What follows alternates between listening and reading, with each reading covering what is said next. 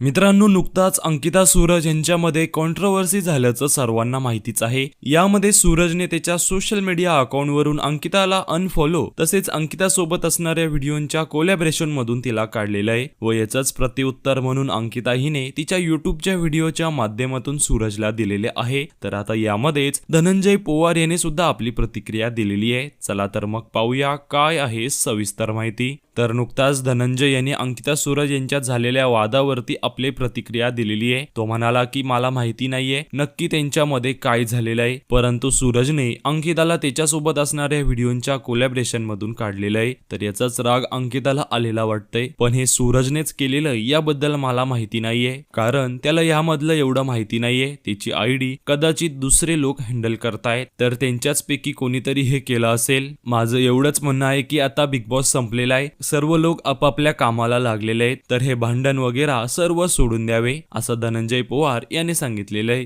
तर मित्रांनो, याबद्दल तुम्हाला काय वाटतं हे आम्हाला कमेंट्स मध्ये नक्की सांगा।